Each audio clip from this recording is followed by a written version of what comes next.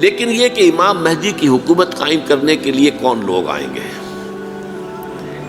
عرب جو ہیں وہ اندر سے کھوکھلے ہو چکے ہیں، عیاشی نے، دولت نے، پیسے نے، دولت، پیسہ، عیاشی، اس کی وجہ سے کھوکھلے ہو چکے ہیں۔ یہاں میں آپ کو دو حدیثیں سنانا چاہتا ہوں۔ سنن ابن ماجہ کی روایت ہے حضرت ابو ہریرہ سے رضی اللہ تعالی عنہ، قال قال رسول اللہ صلی اللہ علیہ وسلم اذا وقعت الملاحم بعث اللہ بعثا من الموالی ہم اکرم العرب فرسا واجودہ سلاحا یوید اللہ بہم الدین، رواہ ابن ماجہ عن ابی ہریرہ رضی اللہ تعالی عنہ۔ جب ملاحم کا دور شروع ہوگا تو اللہ تعالیٰ اٹھائے گا ایک لشکر یا لشکروں پر لشکر موالی میں سے۔ موالی کون ہے؟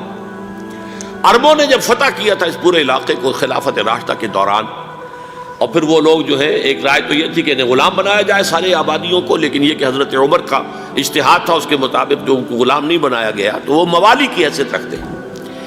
عربوں میں دم نہیں ہے، موالی میں سے لشکر اٹھیں گے کہ جو در حقیقت حضرت مہدی کی حکومت کو قائم کریں گے۔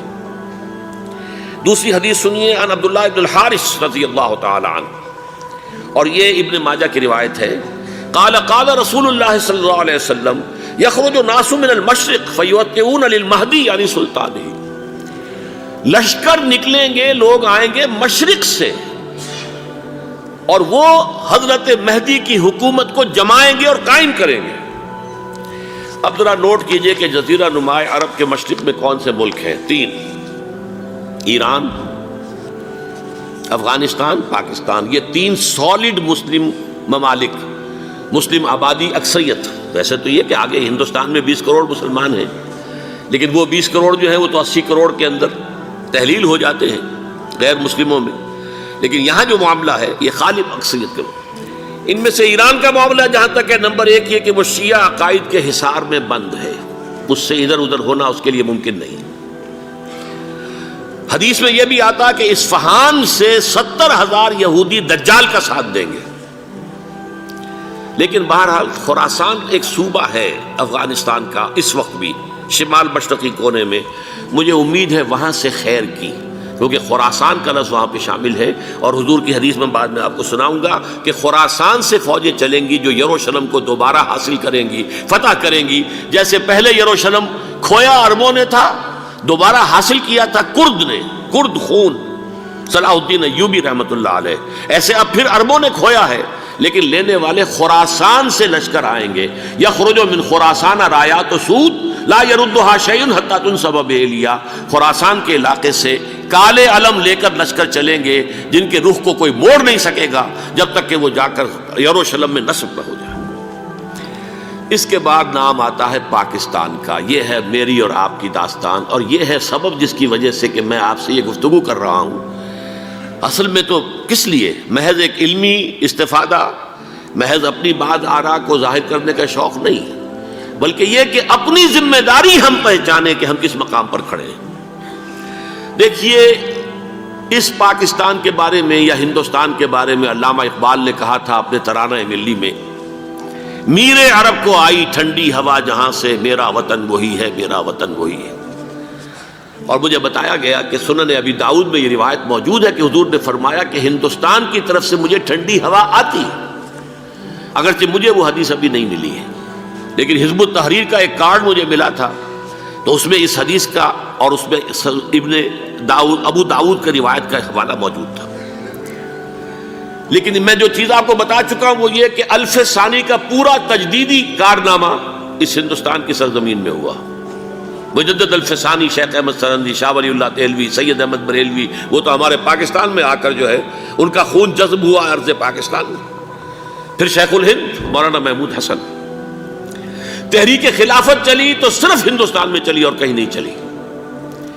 آزادی کی تحریک چلی پوری دنیا میں، وہ نیشنلزم کی بنیاد پر چلی، ملے نیشنلزم، عرب نیشنلزم، ترک نیشنلزم۔ ہمارے ہاں چلی تو اسلام کے نام پر، پاکستان کا مطلب کیا؟ لا الہ الا اللہ۔ پھر پاکستان قائم ہوا معجزے کے طور پر، بلکہ نازل ہوا ہے لیلۃ القدر میں، انا انزلناہ فی لیلۃ القدر، جیسے قرآن نازل ہوا لیلۃ القدر میں، یہ پاکستان بھی نازل ہوا لیلۃ القدر میں۔ اس کا برقرار رہنا ابھی تک معجزہ ہے۔ ہندو یہ سمجھتا تھا، کانگریس سمجھتی تھی کہ جھٹپٹ ختم ہو جائے گا۔ پھر یہ کہ اس کا قرارداد مقاصد کا پاس ہو جانا، مزید بھی اور اضافی دفعات دستور میں آ جانا، اب کمرشل انٹرسٹ کو ربا قرار دے کر حرام قرار دینا، یہ سارے لینڈ مارکس ہیں کہ جو اشارہ کر رہے ہیں کسی چیز کی طرف، معاملہ کدھر جا رہا ہے۔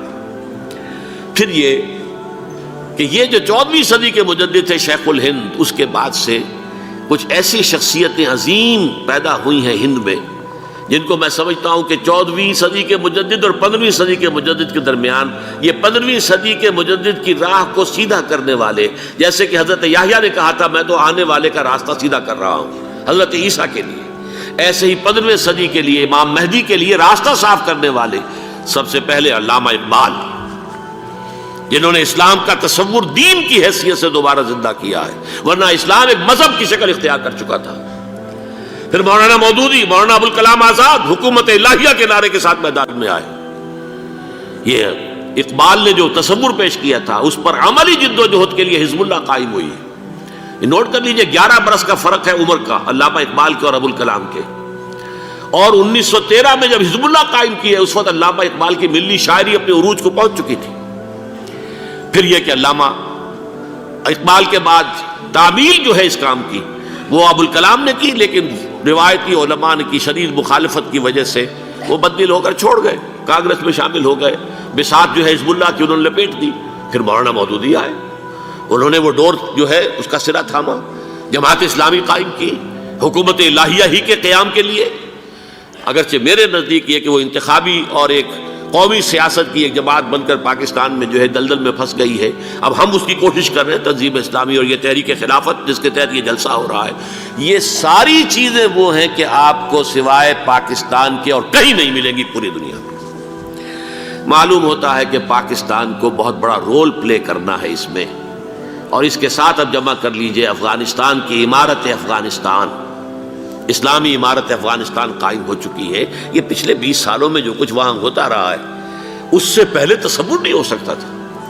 علامہ اقبال کے فرزند بھی دیکھ کر آئے ہیں، تو اگرچہ وہ خود میں سمجھتا ہوں کہ خاصے انہیں آپ لبرل کہیں، آزاد خیال کہیں، لیکن اس درجے متاثر ہو کر آئے تھے کہ انہوں نے یہ کہا افغانستان میں جو میں نے حالات دیکھے ہیں کہ اگر 2-4 اور مسلمان ملکوں کے اندر یہ نظام قائم ہو جائے تو پوری دنیا مسلمان ہو جائے گی۔ یہ سب کچھ کیسے ہو رہا ہے؟ یہ آنے والے دور کی جھلکیاں ہیں۔ Coming events are casting their shadows before. یہ سب بتا رہے ہیں کہ پاکستان افغانستان کو مل کر اس میں کوئی عظیم رول پلے کرنا ہے۔ اور اس کے ضمن میں اب میں علامہ اقبال کے بارے میں آخری بات کہہ رہا ہوں۔ علامہ اقبال کے بارے میں عام یہ خیال ہے، انہوں نے اپنے خطبات میں مہدی کا اور نزول مسیح کا، حالانکہ میں کل پڑھ رہا تھا مولانا سید احمد اکبر آبادی رحمۃ اللہ علیہ کا ایک مقالہ ان کا کہ علامہ اقبال نے ابن خلدون کے بارے میں یہ کہا ہے کہ مہدی کا اور نزول عیسیٰ کا دونوں کا انہوں نے انکار کیا ہے، حالانکہ ابن خلدون نے نزول عیسیٰ کا انکار نہیں کیا، صرف مہدی کا انکار کیا ہے۔ بہرحال علامہ اقبال نے خطبات میں انکار کیا ہے، لیکن یہ کہ اپنی شاعری کے اندر میں چیلنج کرتا ہوں کسی بڑے سے بڑے اقبال شناس کو، ان کا یہ شعر ذرا سنیے: خضر وقت از خلوت دشت حجاز آید بروں، کارواں زی وادی دور و دراز آید بروں۔ خضر وقت، امام وقت، رہنمائے وقت، قائد وقت، خلوت دشت حجاز، حجاز کی صحرا کی کسی خلوت گزینی سے نکل کر باہر آئیں گے۔ میں حیران ہوتا ہوں علامہ کے اس فکر پر اور اس مصرے پر۔ یہاں انہوں نے شیعہ اور سنی دونوں کے کانسیپٹ جمع کر دیے۔ شیعہ کا کانسیپٹ یہی چھپے ہوئے کسی غار میں وہاں سے برآمد ہوں گے، اور ہمارا کانسیپٹ میں ام سلمہ رضی اللہ تعالیٰ عنہ کی حدیث سنا چکا، چھپے ہوئے ہوں گے وہ وہاں پر، مدینے سے نکل کر آ کر مکے میں چھپ جائیں گے۔ اس خانہ جنگی کی حالت میں لوگ ان کی طرف دیکھ رہے ہوں گے، سوچتے ہوں گے انہیں میدان میں آنا چاہیے، کوئی پارٹ پلے کرنا چاہیے، امت کی رہنمائی کرنی چاہیے، لیکن وہ چھپیں گے، وہ کارے ہوں گے، وہ اس ذمہ داری کو قبول نہیں کرنا چاہیں گے، جا کے چھپ جائیں گے مکے میں، وہاں سے مکے والے انہیں نکالیں گے، اور وہ کارے ہوں گے، انہیں بالکل یہ پسند نہیں ہوگا کہ یہ ذمہ داری اٹھائیں۔ تو خضر وقت از خلوت دشت حجاز آیت بروں، کارواں زی وادی دور و دراز آیت بروں۔ کارواں جو چلے گا ان کی مدد کے لیے اس وادی دور و دراز، اس عظیم وادی دور و دراز، یہ وادی سندھ ہے۔ وادی سندھ جو ہے ہم سمجھتے ہیں کہ صرف یہ پاکستان اور پنجاب جو ہے یہ اس میں شامل ہے، سندھ اور پنجاب نہیں، افغانستان کا پورا مشرقی علاقہ اس میں شامل ہے۔ جیسے دریائے جہلم سندھ میں جا رہا ہے، جیسے دریائے گلگت سندھ میں آ کر ملتا ہے، جیسے دریائے چناب اور راوی اور جہلم اور یہ سب جا رہے ہیں اور آ رہے ہیں، اسی طرح دریائے کابل کہاں سے آ رہا ہے، دریائے گومل کہاں سے آ رہا ہے، ٹوچی کہاں سے آ رہا ہے، یہ سارا جو ہے ڈرین جو ہو رہا ہے ایسٹرن جو ہے پارٹ آف افغانستان، یہ سب وادی ہے۔ اس وادی کے یہ دو حصے ہیں، ایک حصہ جو ہے یہ ادھر پاکستان میں ہے اور اسی وادی کا دوسرا حصہ جو ہے وہ افغانستان میں ہے۔ کارواں زی وادی دور و دراز آیت بروں، کارواں چلے گا یہاں سے، یخرج ناس من المشرق یؤتون للمہدی یعنی سلطان ہی، مشرق سے فوجیں چلیں گی کہ جو مہدی کی حکومت قائم کریں گی، اور یخرج من خراسان رایات و سود، اور خراسان سے سیاہ پرچم چلیں گے کہ جن کا رخ کوئی موڑ نہیں سکے گا، حتیٰ تنصب بإیلیا، یہاں تک کہ وہ جا کر یروشلم کے اندر نصب ہو جائیں گے۔ حضرات، میں ایک میری گفتگو کا حصہ باقی تھا لیکن میں اسے چھوڑ رہا ہوں، اس لیے کہ گلوبلائزیشن جو اس کی ہوگی، جو خلافت علی منہاج النبوہ کی تجرید کامل حضرت مہدی کے ہاتھوں عرب میں ہوگی، اس سے پہلے اس کے لیے محنت، کوشش، جد و جہد پاکستان اور افغانستان میں ہو چکی ہوگی جو اسے سپورٹ کرے گی اور وہاں جا کر حکومت قائم کرے گی۔ اس کے بعد گلوبلائزیشن کا جو مرحلہ اس کا ہے وہ حضرت مہدی کے ہاتھوں نہیں ہے، وہ حضرت عیسیٰ ابن مریم ان کے نزول کے بعد ہے، جن کے نزول کے بعد دجال کا خاتمہ ہوگا اور یہودیوں کا استحصال ہوگا۔ مسلمانوں پر بھی بڑی تکالیف عربوں پر آئیں گی، شدائد آئیں گے، لیکن یہ وہ میں حصہ ملتوی رکھتا ہوں کسی دوسری محفل اور کسی دوسری مجلس اور نشست پر۔ اب میں آپ کو ذرا اس جو انسانوں میں سے انسان دشمنی کا جن کا سب سے بڑا رول ہے، میں ان کی 2000 سالہ تاریخ کا آپ کے سامنے نقشہ رکھنا چاہتا ہوں۔ ان 1400 سال کا تو میں نے صرف 4 آپ کو پوائنٹس بتائے۔ موسیٰ سے عیسیٰ تک 1400 برس علیہ الصلوۃ والسلام، 2 مرتبہ عروج، 2 مرتبہ زوال، اشیریوں کے ہاتھوں پٹوائی، بابلیوں کے ہاتھوں پٹانا، گریکس کے ہاتھوں مرمت، رومنز کے ہاتھوں مرمت۔ یہ جو 2000 سال ہیں، کیونکہ اب تو ظاہر بات ہے 21ویں صدی شروع ہو گئی، 20 صدیاں حضرت مسیح کو پوری ہو گئی۔ پہلی بات نوٹ کیجئے، حضرت مسیح کی پیدائش ہے سن 1 قبل مسیح۔ یہ نقطہ آپ نے کبھی سنا ہے یا نہیں؟ جب ملینیم کا سلسلہ شروع ہوا تھا پچھلے سال تو میں نے بیان کر دیا تھا کہ ایک عجیب حساب کے اندر انہوں نے غلطی کی ہوئی ہے۔ حضرت مسیح کی پیدائش ہوئی 25 دسمبر کو، سن انہوں نے شروع کر دیا، اس کے بعد جنوری آئی تو پہلا سال شروع ہو گیا۔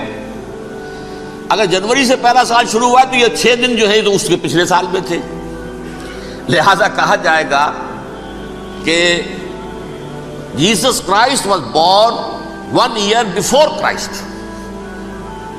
BC۔ تو 1 قبل مسیح میں حضرت مسیح کی پیدائش ہوئی۔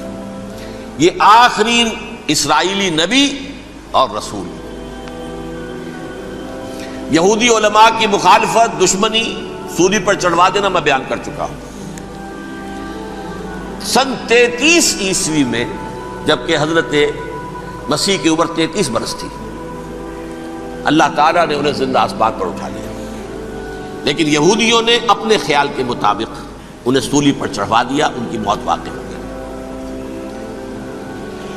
اگرچہ اس کے بعد یہ اختلاف ہے ان میں، یہودی کہتے ہیں وہ سولی پر چڑھ گیا، ختم ہوا، مر گیا، عیسائی کہتے ہیں نہیں، انتقال ہوا ہے مسیح کا صلیب پر، لیکن پھر وہ دوبارہ زندہ ہو گئے ہیں۔ ان کی لاش ایک غار میں رکھ دی گئی تھی، وہاں ریزریکشن ہو گیا، ان کا باعث بعد الموت وہیں ہو گیا، اور پھر انہیں اللہ نے زندہ آسمان پر اٹھا لیا۔ تو ہمارے اور عیسائیوں کے درمیان نوٹ کر لیجئے، یہ چیز مشترک ہے کہ حضرت مسیح آسمان پر زندہ اٹھائے گئے۔ فرق کیا ہے؟ وہ سمجھتے ہیں کہ سولی دیے گئے، سولی پر مرے، پھر زندہ ہوئے، پھر گئے۔ ہم سمجھتے ہیں کہ نہیں، وما صلبوہ وما قتلوہ، انہوں نے نہ صلیب دے سکے انہیں اور نہ انہیں قتل کر سکے۔ بل رفع اللہ الیہ، اللہ نے اٹھا لیا۔ پھر ہمارا اور یہ اس کا عیسائیوں کا ایک اور اتفاق ہے، سیکنڈ کمنگ آف جیسس، حضرت مسیح دوبارہ آئیں گے، یہ عیسائیوں کا بھی عقیدہ ہے اور ہمارا بھی۔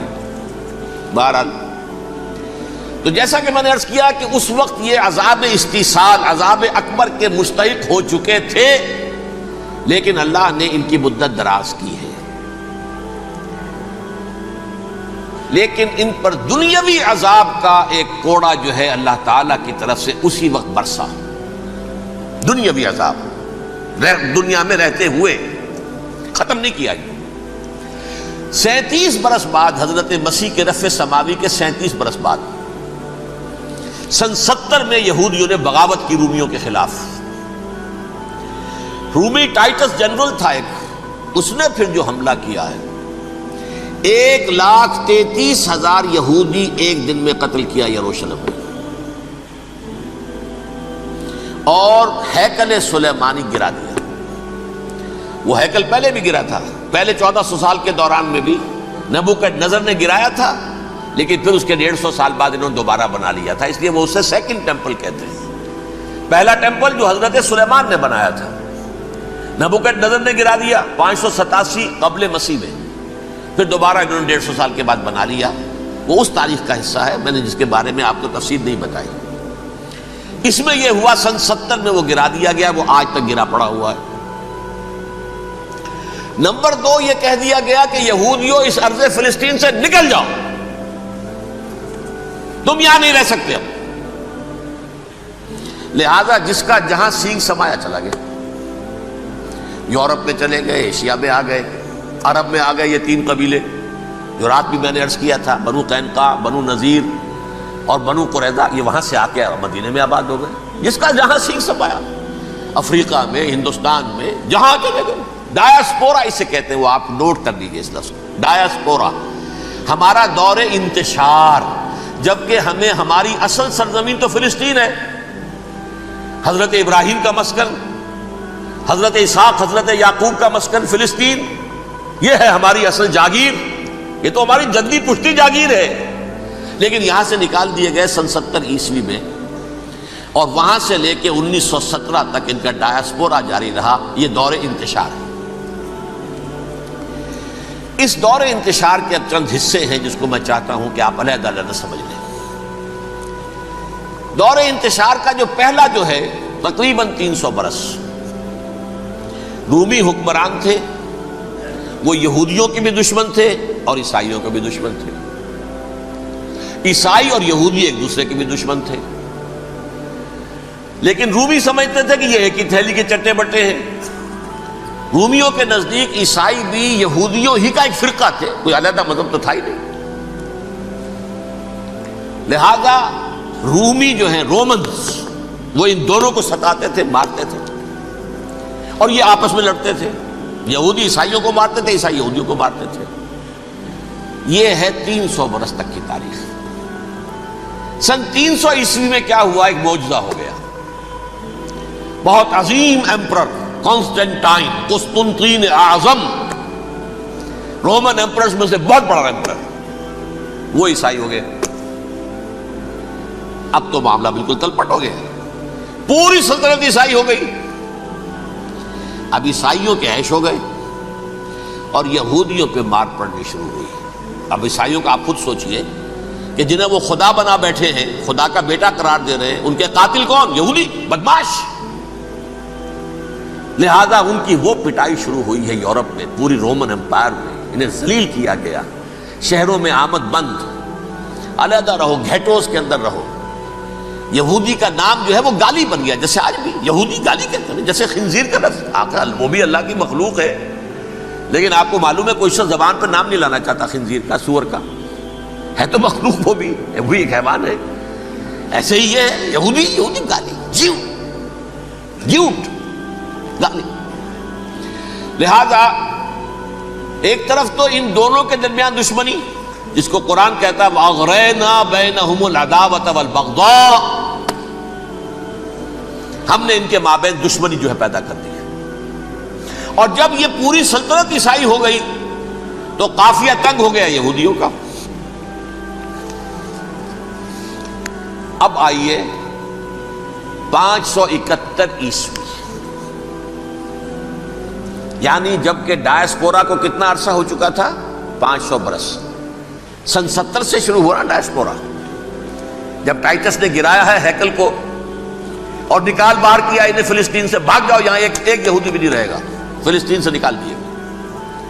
اس کے پورے 500 برس بعد سن 571 عیسوی میں حضور کی پیدائش ہوئی، ولادت با سعادت محمد الرسول اللہ صلی اللہ علیہ وسلم۔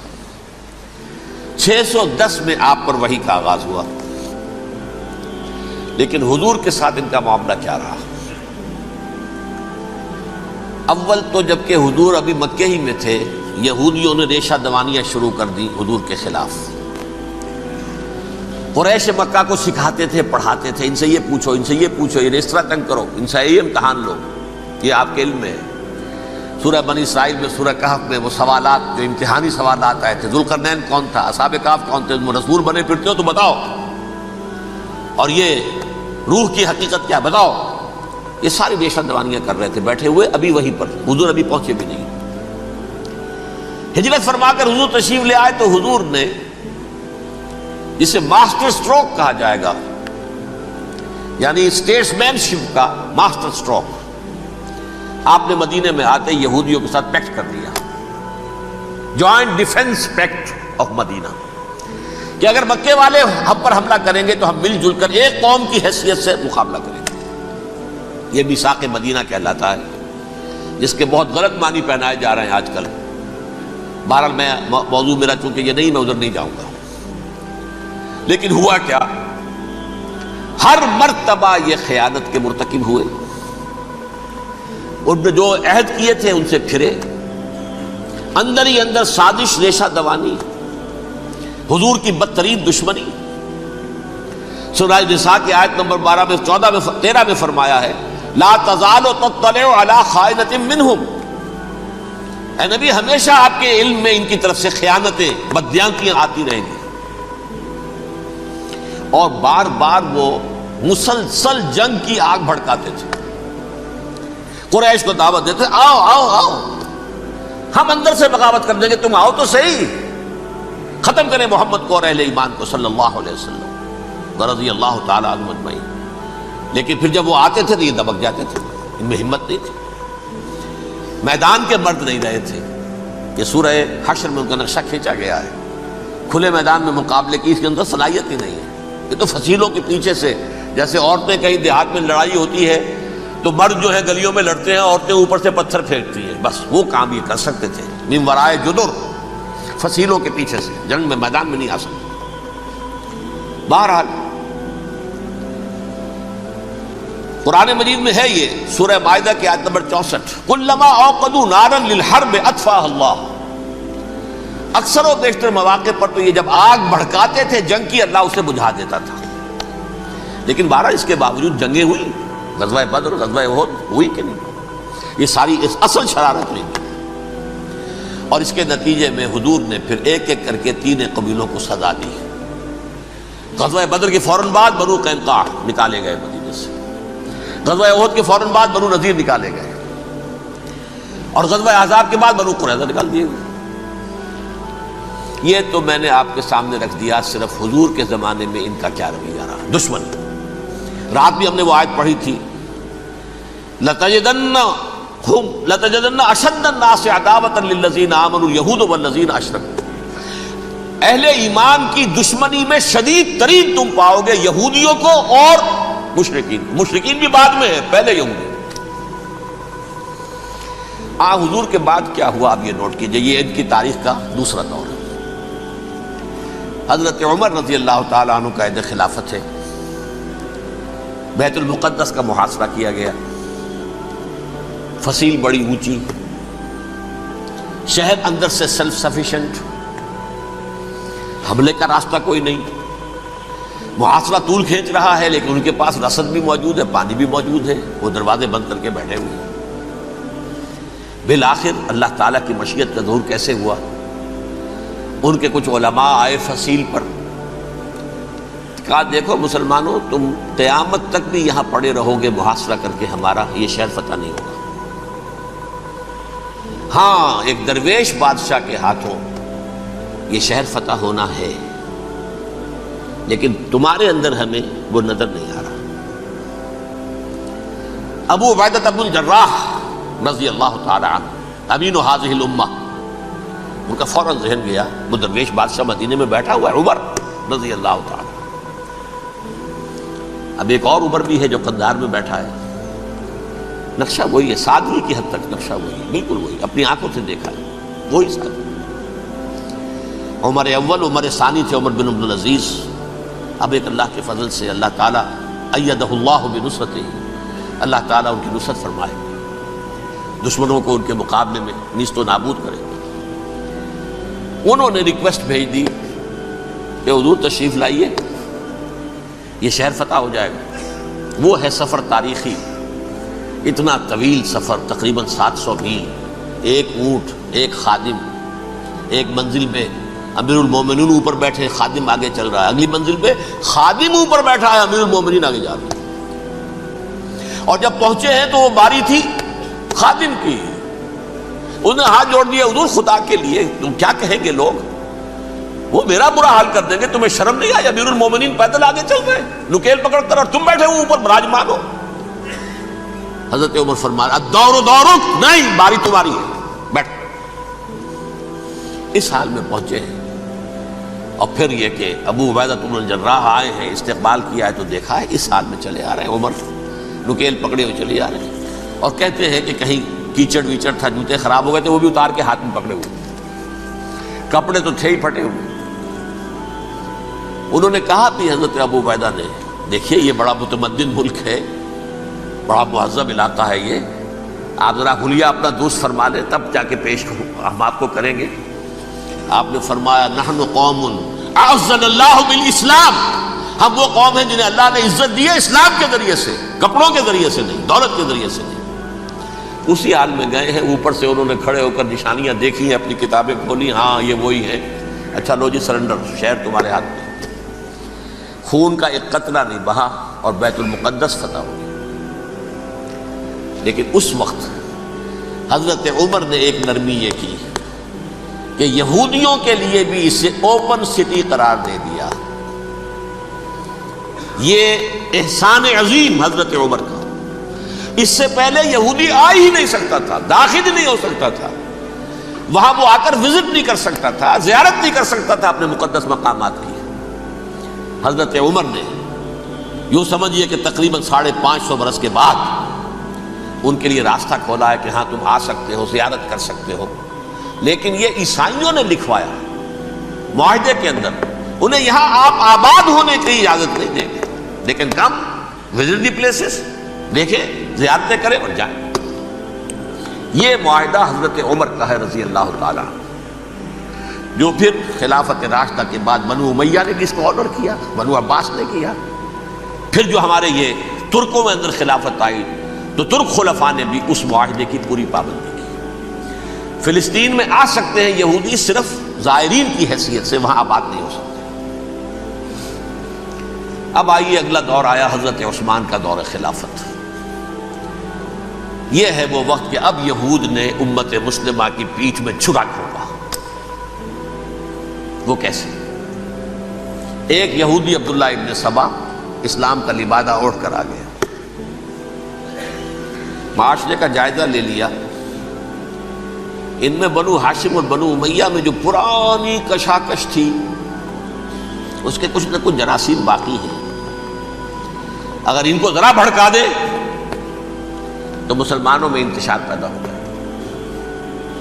کہا یہ عثمان کون ہے؟ یہ تو بنو امیہ میں سے ہے، یہ حق تو بنو ہاشم کا ہے، خلافت ان کے پاس ہونی چاہیے، محمد کے تو رشتہ دار وہ ہے صلی اللہ علیہ وسلم۔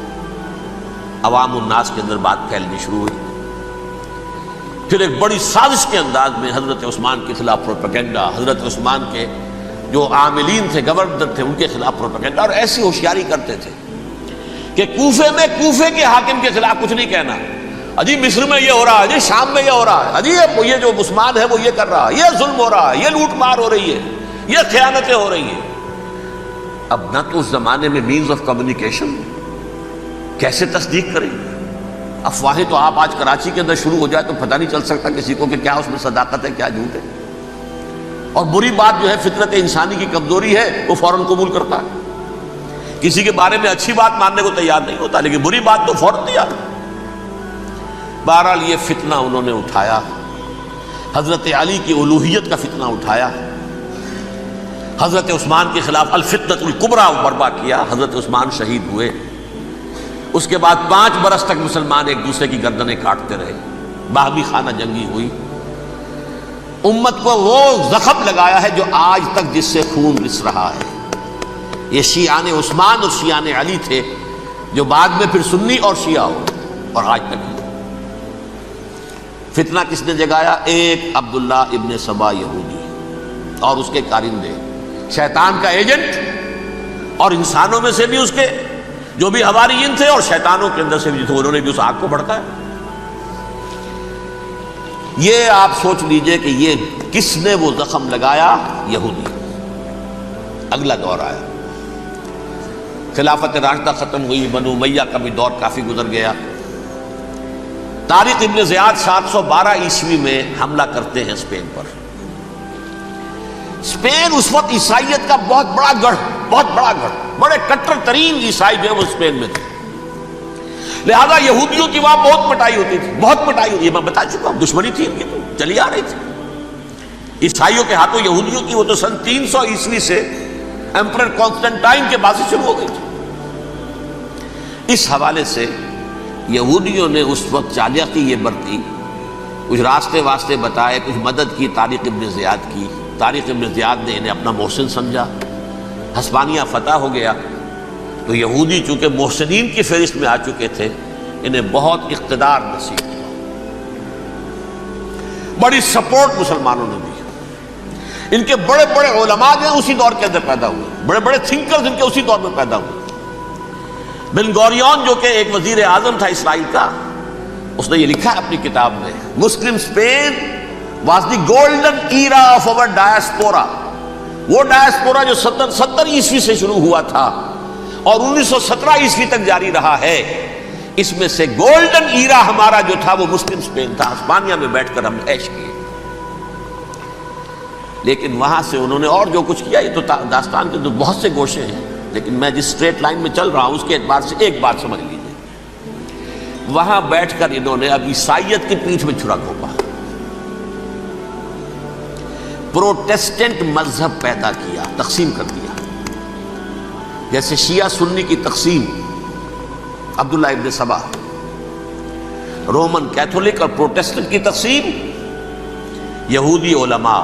ہوتا کیا تھا؟ ہسپانیہ کی یونیورسٹیاں ہیں، کارڈووا میں ہے، ٹولیڈو میں ہے، گریناڈا میں ہے، غرناطہ، قرطبہ، تولیتلا. اور وہاں آتے تھے لوگ، فرانس سے چلے آ رہے ہیں نوجوان پڑھنے کے لیے، جرمنی سے چلے آ رہے ہیں، اٹلی سے چلے آ رہے ہیں. 3 ہی ملک قریب ترین پڑھتے ہیں سینٹرل جو یورپ کے ہیں. یہاں پر جو ہے وہ اسلام جو نور پھیلا رہا تھا اس سے بھی مستفیض ہوئے. جہالت کے جو ہے پردے ان کے وہ چھٹے. اس کے ساتھ ہی وہ یہودی وہاں ان کے اندر جو جراثیم داخل کر رہے تھے، وہ اس عیسائیت کے خلاف بغاوت تھی جو اس وقت دنیا میں عیسائیت اس وقت تھی. پوپ کا راج تھا دنیا میں اس وقت. یورپ میں جو عیسائیت تھی اس میں ایک طرف بادشاہ تھے، لیکن بادشاہوں کی حیثیت وہاں پر یوں سمجھ لیجئے کٹ پتلیوں کی تھی. اصل قوت پوپ کے ہاتھ میں تھی. اور پوپ کو انہوں نے جیسے قرآن نے کہا اتخذوا احبارهم ورهبانهم اربابا من دون اللہ. چونکہ سینٹ پال نے شریعت موسوی ساقط کر دی تھی تو اب شریعت تھی ہی نہیں. پوپ کو اختیار تھا جس چیز کو چاہے حلال قرار دے دے، جس چیز کو چاہے حرام قرار دے دے. اتخذوا احبارهم ورهبانهم اربابا من دون اللہ. انہوں نے کہا صاحب یہ پوپ کس بلا کا نام ہے، یہ بھی انسان ہے. بات تو ٹھیک تھی نا. اصل حیثیت تو کتاب کی ہونی چاہیے نا، ڈیوائن بک، دی ریویلڈ اسکرپچر. لہذا اور یہ کتاب ہر شخص پڑھ سکتا ہے. کوئی پوپ کے باپ کو جو ہے کوئی اس کے لیے پروپرائٹری رائٹس تو نہیں ہے کہ صرف پوپ پڑھ سکتا ہے یا پادری پڑھ سکتے ہیں. ہم بھی پڑھ سکتے ہیں، ہم بھی سمجھ سکتے ہیں. یہ باتیں تھی کہ جن کو بڑھا چڑھا کر بیان کر کے اور پوپ کا اقتدار ختم کرا دیا اور توجہ مرکوز کر دی بائبل کی طرف۔ اب بائبل میں بڑا حصہ تو اولڈ ٹیسٹامنٹ کا ہے۔ نتیجہ کیا ہوا؟ یہود کی عظمت پروٹیسٹنٹس کے نزدیک مسلم ہو گئی۔ اصل قوم تو یہ ہے، وہ دشمنی بدلی کہ نہیں بدلی؟ موسیٰ کے امتی یہ ہے، تورات موسیٰ کو دی گئی، ابراہیم کی نسل یہ ہے۔ لہذا وہ جو دشمنی تھی، جو عداوت تھی کہ ہمارے خدا کو سوری چڑھانے والے ہیں یہ بدماش، اس کا ازالہ ہوا۔ اس پروٹیسٹنٹ مذہب کے نتیجے میں یہ میں اب آپ کو بتاتا ہوں کہ ایک نتیجہ وہ نکلا ہے جسے برٹرنڈ رسل نے بیان کیا ہے۔ اس کی کتاب ہے ان پریز آف آئیڈلنس، صفحہ 108۔ وہ لکھتا ہے the Christians retaining the Judaic belief in special revelation added to it the Roman desire for worldwide domination and the Greek taste for metaphysical subtleties. The combination produced the most fiercely persecuting religion that the world has yet known. یہ تین چیزیں آ کر عیسائیت میں مل گئیں۔ ایک تو جب یہ اولڈ ٹیسٹامنٹ جو ہے وہ ان کے ہاتھ میں آ گئی، اور اس کے میں کچھ آپ کو بتا دیتا ہوں کہ اولڈ ٹیسٹامنٹ کی تعلیمات، کیونکہ یہ اولڈ ٹیسٹامنٹ جو ہے یہ محرف تھی۔ اصل تورات تو گم ہو گئی تھی 587 قبل مسیح میں، جب پہلی مرتبہ ہیکل جو ہے تباہ ہوا ہے، اس وقت ختم ہو گئی تھی۔ اس کے کوئی 150 سال کے بعد انہوں نے یادداشتوں سے مرتب کر کے لکھی ہے۔ اب اس میں ان کے اپنے خیالات، اپنے امانی، اپنی توجیحات وہ شامل ہو گئی۔ لہذا میں آپ کو حوالے دیتا ہوں اس کتاب کے اندر مظالم کی جو تعلیم دی گئی ہے۔ اہل کتاب نے اپنے مظالم قتل عام کے جواز کے لیے تورات میں تبدیلیاں کی اور پیغمبروں پر دہشت ناکی اور بدترین حرام کاری کے الزامات لگائے۔ سنیے، پہلا حوالہ ہے یہ گنتی باب 31 آیات 17-18۔ اس لیے ان بچوں میں جتنے لڑکے ہیں سب کو مار ڈالو، اور جتنی عورتیں مرد کا منہ دیکھ چکی ہیں ان کو بھی قتل کر ڈالو، لیکن ان لڑکیوں کو جو مرد سے واقف نہیں اور اچھوتی ہیں اپنے لیے زندہ رکھو۔ یہ کسی اللہ کی کتاب کا یہ جملہ ہو سکتا ہے؟ کسی ریویل بک کا؟ اور سنیے، یہ ہے استثناء ڈیٹرانومی باب 20 آیت 16-18۔ پر ان قوموں کے شہروں میں جن کو خداوند تیرا خدا میراث کے طور پر تجھ کو دیتا ہے، کسی ذی نفس کو جیتا نہ بچا رکھنا، جیسا خداوند تیرے خدا نے تجھ کو حکم دیا بالکل نیست کر دینا۔ مرد، عورتیں، بچے، بوڑھے سب ختم۔ یہ کتاب مقدس ہے۔ اور سنیے، سیموئیل باب 27 آیت نمبر 9۔ اور داؤد نے اس سرزمین کو تباہ کر ڈالا اور عورت مرد کسی کو جیتا نہ چھوڑا۔ نمبر 4، ان سب آباد شہروں کو ماں، عورتوں اور بچوں کے بالکل نابود کر ڈالا۔ کتاب استثناء باب 3 آیت 6۔ یہ ہے جو کہہ رہا ہے برٹرنڈ رسل، کرسچینٹی میں آ کر یہ تین چیزیں شامل ہو گئی۔ ایک تو یہ باربیرین یہ تعلیم جو ہے، اور یہ مذہب کے نام پہ تعلیم، یہ کتاب مقدس کی تعلیم۔ نمبر 2، رومنز کے اندر جو ایک تمنا تھی ورلڈ ڈومینیشن کی، وہ عیسائیت کے اندر آ گئی، اس لیے کہ پوری رومن امپائر جو ہے عیسائی ہو گئی۔ اسے وراثت کے اندر ورلڈ ڈومینیشن کی جو ایک تمنا تھی وہ مل گئی۔ اور پھر یہ کہ انہوں نے جو توہمات تھے یونانیوں کے، ان کو بھی اپنے ہاں مختلف شکلوں کے اندر جمع کر لیا۔ ان تین چیزوں کا the combination produced the most fiercely persecuting religion that the world has yet known. اس کے نتیجے میں دنیا میں تاریخ انسانیت کے اندر جو بدترین خونخوار ترین مذہب ہو سکتا ہے وہ شکل عیسائیت نے اختیار کی۔ اور اس کا مظہر عتم کیا تھا؟ نوٹ کیجیے، صلیبی جنگیں۔ ایک بات ٹائم ٹیبل کے اعتبار سے نوٹ کر لیجئے گا، فرسٹ ملینیم ختم ہوا، سیکنڈ شروع ہوا۔ ان کے 1000 سال ختم ہوئے تو 11ویں صدی میں سیکنڈ ملینیم شروع ہوا، تو پہلی صلیبی جنگیں ہوئی۔ لاکھوں مسلمان قتل کیے، صرف یروشلم کے اندر اتنا خون بہایا ہے کہ خود ان کے ہسٹورینز لکھتے ہیں کہ جب ان صلیبیوں نے جب گھوڑوں کے ساتھ وہ چل رہے تھے گلیوں میں تو ان کے گھوڑوں کے گھٹنوں تک خون کی ندی بہ رہی تھی، جہاں سے گزرے ختم کرتے چلے گئے، آبادیاں کی آبادیاں ختم کر دی۔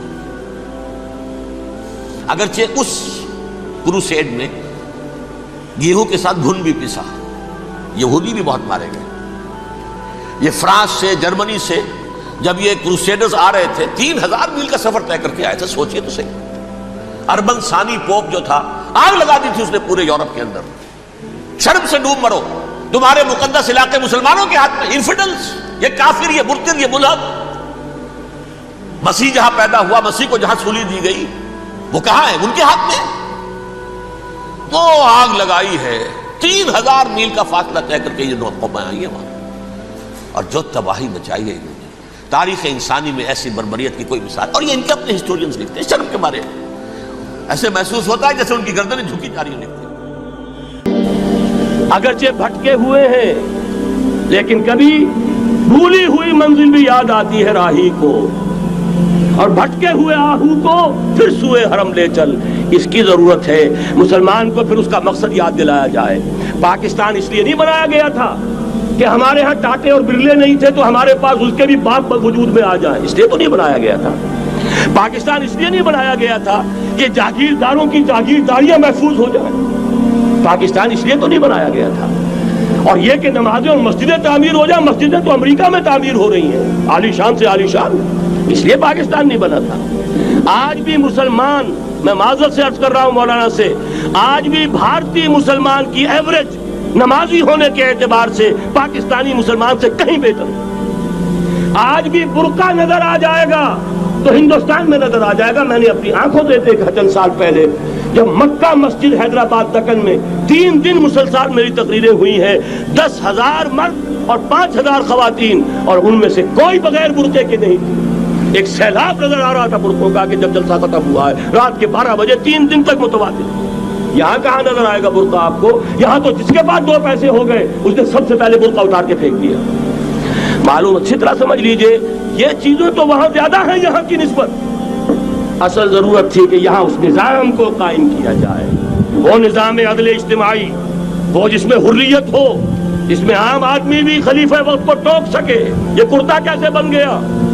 ایک خاتون بھی کھڑی ہو کر دامن پکڑ لے، عمر تمہیں کیا حق ہے کہ ہمارے مہر کے اوپر پابندی لگا رہے ہو، جبکہ اللہ نے نہیں لگائی۔ اللہ قرآن میں قنطارہ کا لفظ استعمال کر رہا ہے۔ ڈھیروں سونا دے دے کوئی شخص اپنی بیوی کو مہر کے اندر، طلاق دیتے وقت اس میں سے کچھ نہیں لے سکتا۔ آپ کون ہوتے ہیں ہمارے حق کے اوپر پابندی لگانے والے؟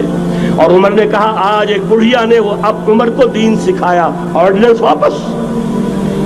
حضرت سعد بن ابی وقاص رضی اللہ تعالی عنہ جو فاتح ایران تھے، وہ گورنر ایسے ہی نہیں بن گئے تھے ریوڑیاں بٹی ہو اور گورنری مل گئی ہو، وہ تو خود فاتح تھے ایران کے، اس لیے گورنر تھے۔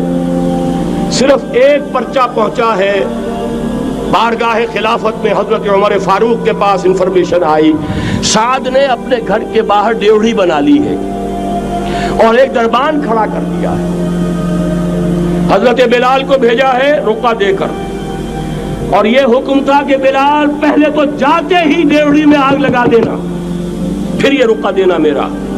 اور رقعے میں لکھا ہوا تھا ہے سعد، لوگوں کو ان کی ماں نے آزاد جانا تھا، تم نے انہیں اپنا غلام کب سے بنا لیا ہے؟ یہ دربان کھڑے کر دیا اپنے آگے۔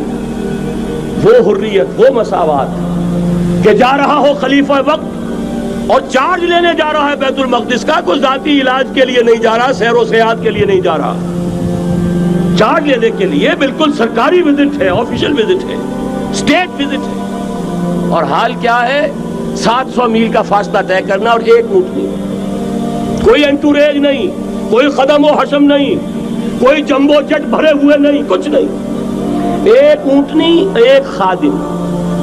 اس ایک اونٹنی پر چونکہ راستے کا راشن بھی ہے لہذا 2 آدمی نہیں بیٹھ سکتے، ایک بیٹھ سکتا ہے۔ ایک منزل خلیفہ وقت بیٹھا ہوا ہے اوپر اور خادم نکیل پکڑ کر چل رہا ہے، اگلی منزل خادم اوپر بیٹھا ہے اور خلیفہ وقت عمر عبد الخطاب رضی اللہ تعالی عنہ اور وہ آگے آگے نکیل پکڑ کر چل رہے ہیں۔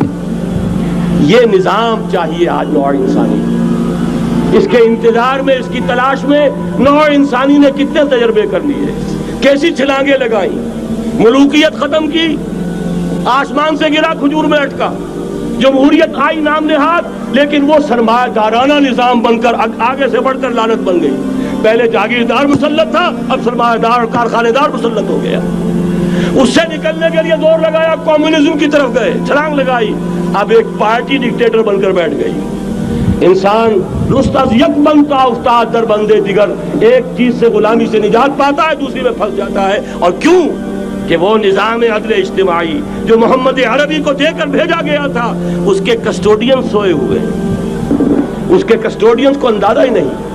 یہ نسخہ تو ہمارے پاس تھا، ہمیں عمل کرنا تھا اور دنیا کے سامنے پیش کرنا تھا۔ پاکستان بنایا اس لیے گیا تھا کہ ہم اس کا ایک نمونہ دنیا کے سامنے پیش کریں گے۔ قائد اعظم نے فرمایا تھا کہ ہم یہ چاہتے ہیں کہ پاکستان کی صورت میں، عہد حاضر میں، اسلام کے اصول حریت و اخوت و مساوات کا ایک نمونہ قائم کر کے دکھائیں۔ کہاں ہے وہ؟ بھٹک گئے، سو گئے۔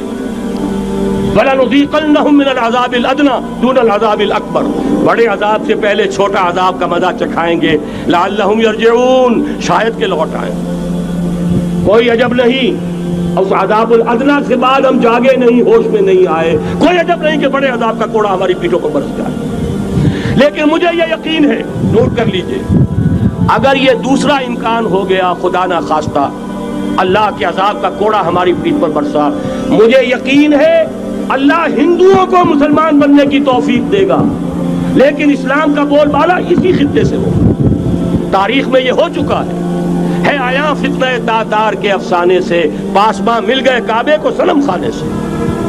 تاتاریوں کے ہاتھوں کروڑوں مسلمان قتل ہوئے، لیکن اسلام نے تاتاریوں کو فتح کر لیا، اور پھر اسلام کا مسلمانوں کا دوسرا دور عروج انہی تاتاریوں کی مختلف شاخوں کے تحت ہوا۔ وہ تاتاری ہی تو تھے، وہ سارے ہورس، ٹرکش ہورس، ترکان تیموری، ترکان سبوی، ترکان سلجوقی، ترکان عثمانی، وہی تو سٹاک تو وہی ہے آیا فتنہ تاتار کے افسانے سے، پاسباں مل گئے کعبے کو صنم خانے سے، اس لیے کہ حضور نے فرمایا مشرق سے ہوگا، جہاں سے فوجیں چلیں گی، تو کوئی عجب نہیں۔ بہرحال یہ دو امکانات ہیں، لیکن اس کا فیصلہ تیرے ہاتھوں میں ہے، دل یا بدن، سیدھی سیدھی بات۔ اگر تو اب بھی ہم ٹھیک ہو جائیں، جاگ جائیں، ہوش میں آ جائیں، قوم یونس کی طرح توبہ کر لیں، تو بغیر عذاب کے کوڑے کے رحمت خداوندی ہم پر سایہ کرے گی۔ اگر ہم نہ جاگے تو وہ عذاب کا کوڑا آئے گا۔ یہ نہیں میں کہہ سکتا ان ادری قریب بعید ما توعدون، یہ میں نہیں کہہ سکتا، یقین کے ساتھ جانتا ہوں کہ آئے گا، لیکن یہ کہ اس کے بعد بھی یہی سے بول بالا ہوگا۔ اگر ہمارے ذریعے نہیں تو ان کے ذریعے سے، جو ہمیں شکست دے کر پھر اسلام قبول کر لیں گے۔ لیکن کیوں نہ پہلے ہی راستے پر چلنے کی کوشش کریں۔ اب نوٹ کر لیجئے، یہ کتابیں اگر آپ پڑھنا چاہیں تو کتاب الملاحم میں پڑھیے۔ بدترین عذاب عربوں پر آیا کھڑا ہے، سروں پر تنا ہوا ہے، بدترین۔ ایسی جنگ ہونی ہے الملحمۃ العظمیٰ، جس کو کہ میں بھی آپ کے گواہی پیش کر دوں گا، جسے کہا گیا ہے لاسٹ کروسیڈ۔ بش نے بھی کروسیڈ کا لفظ بول دیا تھا، پھر واپس لیا اس نے۔ نکل جاتی ہے جس کے منہ سے سچی بات مستی میں، فقیہ مصلحت بھی سے وہ رندے بادہ خار اچھا، کروسیڈ کہہ کر پھر واپس لیا۔ یہ کروسیڈ، اس کے اوپر جس قدر نقصان ہونا ہے عربوں کا، گریٹر اسرائیل بنے گا، یہ عراق، شام، اردن، سعودی عرب کا کچھ شمالی علاقہ، ترکی کا جنوبی علاقہ، مصر کا صحرائے سینا، اور اس کے ساتھ ہی جو بہترین اس کا زرخیز ترین علاقہ ڈیلٹا آف نائل، یہ سب یہودیوں کے قبضے میں جائیں گے۔ اس کو حدیث میں کہا گیا الملحمۃ العظمیٰ۔ عیسائی 80 علم لے کر اے مسلمانوں تم پر حملہ آور ہوں گے، اور ہر علم کے نیچے 12,000 فوج ہوگی، 9.5 لاکھ فوج۔ یہ نیٹو کی تیاری کس کے لیے ہو رہی ہے؟ جب USSR کا خاتمہ ہوا تو پوچھا گیا تھا نیٹو چیف سے، اب کس لیے؟ تمہارا وہ دشمن تو ختم ہو گیا، اب ہمیں اسلامک فنڈامنٹلزم سے نمٹنا ہے۔ وہ جانتے ہیں خطرہ یہی ہے. اب اسلام ابھر سکتا ہے، مسلمانوں کے سینوں کے اندر وہ آگ ہے، اوپر خاکستر آ گیا ہے، تم پہ اٹھانا بیٹھنا، یہ اندر تو انگارہ ہے، اوپر سے راکھ ہے، اسے دھوکہ نہ کھا جانا ان کے دلوں کے اندر. اور بش نے کہا تھا مسلمان چاہتے ہیں کہ ہسپانیہ سے لے کر انڈونیشیا تک نظام خلافت قائم کریں. اور میں حیران ہوا تھا کہ اس کمبخت کو ہسپانیہ کا خیال کیسے آ گیا. ہمیں تو کبھی آتا ہی نہیں، اب ہم تو بھول گئے. وہ تو 500 برس پرانی بات ہے جبکہ وہاں سے ہمیں نکال دیا گیا تھا. اگرچہ اقبال نے کہا تھا ہے ارض فلسطین پہ یہودی کا اگر حق، ہسپانیہ پر حق نہیں کیوں اہل عرب کا. ہسپانیہ میں تو 800 سال حکومت کی مسلمانوں نے، اور ابھی 500 برس ہی گزرے ہیں نا. یہودی تو ارض مقدس سے 2000 سال نکالے گئے. انہیں لا کے آباد کیا گیا، عربوں کے سینے میں خنجر پھونک دیا گیا. وہ چھوٹا سا ملک جو چاہتا کرتا، کوئی پوچھنے والا نہیں. امریکہ جیسے اپنے بیٹے کی حفاظت کرے ویسے کرتا ہے اس کی. اور حضور نے فرمایا ہے وہ جنگ جب ہوگی تو ایک باپ کے اگر 100 بیٹے ہوں گے تو 99 ختم ہو جائیں گے، ایک بچے گا. یہ حدیث ہے، حدیث صحیح.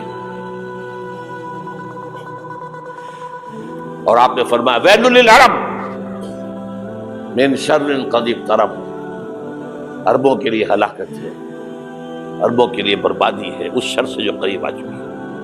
اور آج جس طرح انہوں نے ان کی تہذیب کو اختیار کر لیا، دبئی جا کر دیکھیے، بدترین مغربی معاشرہ جو ہے وہ دبئی کے اندر ہم نے قائم کر کے دکھا دیا.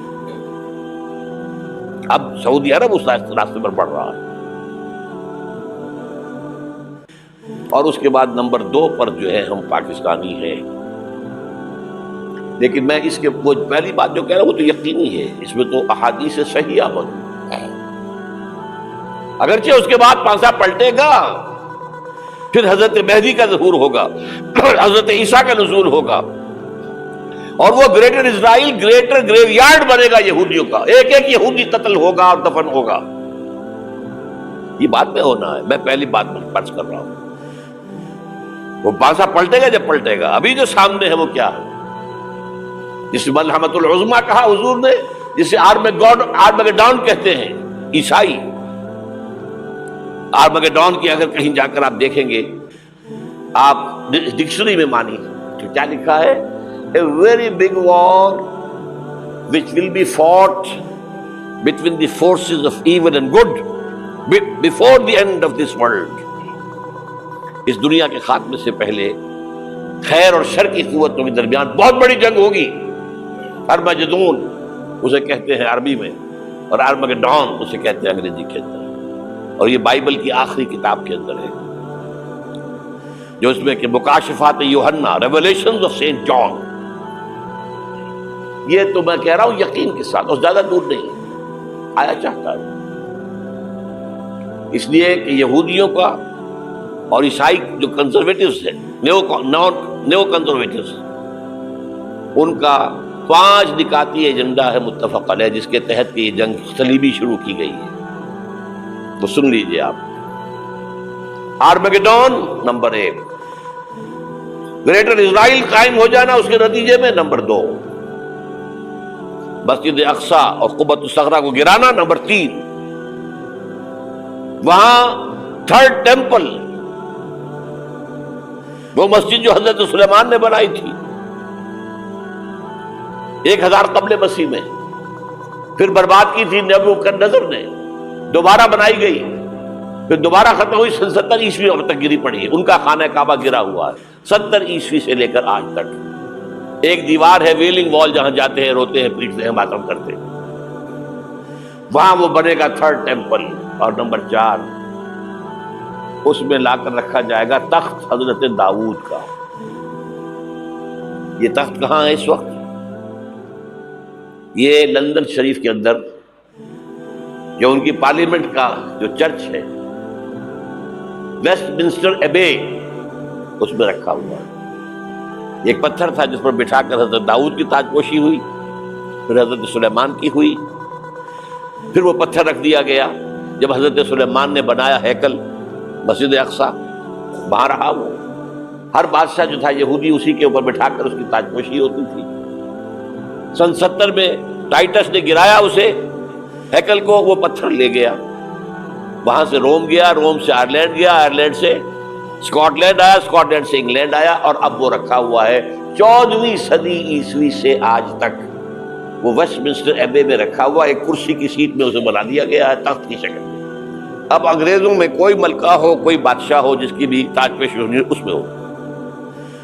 یہ لا کر رکھا جائے گا تھرڈ ٹیمپل میں، اور اس پر یہودیوں کے خیال کے مطابق ان کا مسیحا آئے گا جو مسیح دجال ہوگا. عیسائیوں کے خیال کے مطابق حضرت عیسیٰ آئیں گے، وہ ہمارا بھی خیال ہے حضرت عیسیٰ آئیں گے علیہ السلام. بہرحال یہ تو بعد کی بات ہے نا، اس وقت جو میں عرض کر رہا ہوں عربوں پر بہت بڑا عذاب. اور پاکستان کا معاملہ البتہ یہ ہے، میں یقین سے نہیں کہہ سکتا.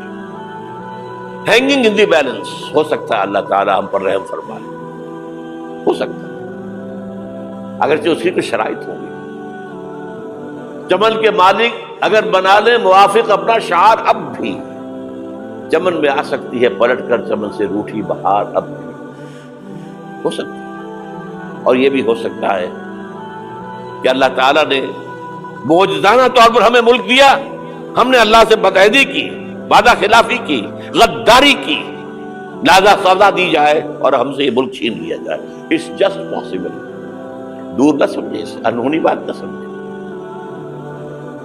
جو گھیراؤ ہو رہا ہے آپ کے مغرب میں نیٹو فورسز اور مشرق میں بھارتی فورسز گدھوں کی طرح بیٹھے ہوئے انتظار کر رہے ہیں پاکستان اور ڈسٹیبلائز ہو جائے، یہاں اور بدامنی ہو جائے. اب لاہور میں پھر آج دھماکے ہو گئے. 2 دن پہلے کا دھماکہ میں سہ کے آیا ہوا ہوں، آپ کے سامنے بیٹھا ہوں. وہ جانے بچی ہیں جو ہماری اکیڈمی کا حشر ہوا، میں آپ کو نہیں بتا سکتا. یہ سارا کیوں ہو رہا ہے؟ تاکہ یہاں بدامنی ہو جائے اور ہمیں جواز مل جائے.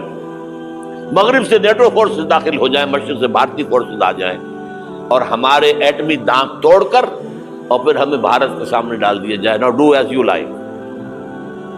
یہ ان کا نقشہ ہے. ہوگا کیا وہ اللہ جانتا ہے، ہوگا وہ جو اللہ چاہے. لیکن اللہ کا چاہنا جو ہے وہ کس پر منحصر ہے؟ یہاں انقلاب برپا کرو، یہاں اسلام لاؤ. اگر دھندوں میں لگے رہو گے تو وہ خود بخود نہیں آ جائے گا انقلاب. صحابہ نے جانیں دی تھی، کتنی تکلیفیں اٹھائی تھی. 12 برس تک مکی دور کے اندر با نشہ درویشی در ساز و دمادم زن، جو پختہ شبی خدرہ بر سلطنت جم سن. یوم طائف یاد ہے جو حضرت عائشہ فرماتی ہے کہ میں نے پوچھا تھا حضور سے کہ یوم احد سے زیادہ سختی بھی آپ پر کبھی آئی؟ یوم احد پر کیا ہوا تھا؟ تلوار کا وار پڑا تھا آپ کے چہرہ مبارک. یہ جو رخسار کی ہڈی ہے اس کے اندر وار گیا ہے. اوپر خود کی 2 کڑیاں تھیں، وہ اس میں گھس گئیں. 2 دندان مبارک شہید ہوئے. وہ خود کی کڑیاں ایک صحابی نے اپنے دانتوں سے پکڑ کر کھینچنے کی کوشش کی، دانت نکل گئے، وہ نہیں نکلی. کیا جتن کر کے نکالی گئی ہوگی تو خون کا فوارہ آیا، اتنا خون گیا ہے کہ آپ بے ہوش ہو گئے، گر گئے، اور مشہور یہ ہو گیا کہ آپ کا انتقال ہو گیا، شہادت ہو گئی. یہ سیرت کبھی پڑھی ہے؟ حضرت عائشہ کے ہوش کا تو یہی دور تھا نا. یوم طائف میں تو آپ کی کیا تھی، بچی تھی، انہیں کیا پتا کیا ہو رہا ہے حضور کے ساتھ. 3 دن تک حضور مکے کی گلیاں اور وہاں کے اوباش لوگ پتھراؤ کر گئے تھے اس امید میں کہ شاید وہاں کا کوئی سردار ایمان لے آئے. تو یہاں تو ابو طالب بھی فوت ہو گئے. یہی دنیاوی سہارا تھا، خاندانی سہارا تھا ابو طالب کے ذریعے. اور گھر میں ایک دلجوئی کرنے والی رفیقہ حیات تھی، وہ بھی، ان کا بھی انتقال ہو گیا. آپ نے کہا یہ عام الحزن ہے. اب تو سب کو طے ہو گیا قریش کو کہ اب جیسے قتل کر دو. اسی لیے آپ گئے طائف، شاید وہاں کا کوئی بڑا سردار مانے ایمان لے آئے مجھ پر تو میں اپنا مرکز ادھر شفٹ کر دوں. تینوں سے ملے ہیں، تینوں نے وہ جواب دیے، نکل جاؤ یہاں سے. میں تمہارے ساتھ بات بھی کرنے کو تیار نہیں. اچھا تمہارے سوا کوئی نہیں ملا تھا اللہ کو نبی بنا کر بھیجنے کے لیے؟ دیکھو جاؤ، میں بات نہیں کرنا چاہتا، ہو سکتا ہے میں بے عزتی کر بیٹھوں، اور واقعی تم اللہ کے نبی ہو تو میں مارا جاؤں گا، جاؤ جاؤ جاؤ. یہ سلوک محبت کے ساتھ ہوا. اور پھر چھوکروں کو، اسٹریٹ ارچنز جنہیں آپ کہتے ہیں، اشارہ کیا ذرا خبر لو ان کی، پتھراؤ ہو رہا ہے. ساتھ کوئی ہے ہی نہیں، ایک آدمی صرف، زید ابن حارثہ. اب سامنے سے پتھر آ رہے ہیں تو حضرت زید آگے آ جاتے ہیں، ڈھال بنتے ہیں. مجھے لگے پتھر وضو کر رہے ہیں، آپ پیچھے سے آ رہے ہیں. چاروں طرف سے تو ڈھال نہیں بن سکتا. جسم لہو لہا، خون جا کر جوتیوں میں جم گیا ہے، جوتی اتر نہیں. پھر وہاں سے واپسی پہلے دعا مانگی ہے، اللہم الیک اشکو ضعف قوتی وقلت حیلتی وہوانی علی الناس. اے اللہ تیری جناب میں فریاد لے کر آیا ہوں اپنے قوت کی کمی کا، اپنے وسائل کی کمی کا، اور جو ذلت و خواری ہو رہی ہے لوگوں کے سامنے. الا ملتقننی، مجھے کس کے حوالے کر دیا؟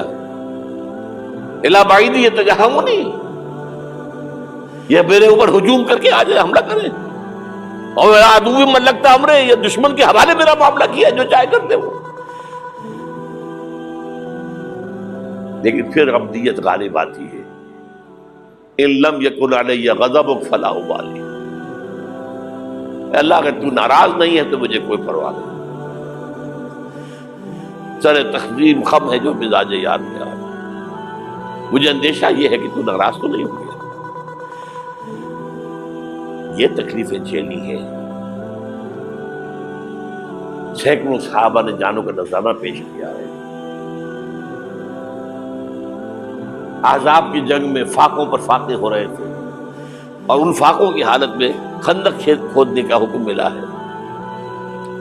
لوگوں کی کمریں دوہری ہو رہی ہیں، پتھر باندھے ہیں اپنے پیٹوں سے، اپنے چادروں کے ساتھ کس کر کمر دوہری نہ ہو جائے. اور جب صحابہ کدالیں چلا رہے ہیں تو کیا کہہ رہے ہیں؟ نحن الذین بایعوا محمدا علی الجہاد ما بقینا ابدا اللہم لا عیش الا عیش الاخرہ. صحابہ کہتے تھے ہم وہ لوگ ہیں جنہوں نے محمد سے بیعت کی ہے کہ جہاد کرتے رہیں گے جب تک جان میں جان نکل جائے تو بات اور. جان ہے، چاہے ابھی بھوک سے کمر دوہری ہوئی جا رہی، جان تو ہے. اور ایک دفعہ کہتے تھے اللہم لا عیش الا عیش الاخرہ، اللہ عیش زندگی تو آخرت کی زندگی ہے. اور حضور فرماتے تھے، حضور کے بیٹھے ہوئے نہیں تھے گاؤں تکیہ لگا کر، پتھر اٹھا اٹھا کر خندق میں سے لے جا کر باہر پھینک رہے تھے.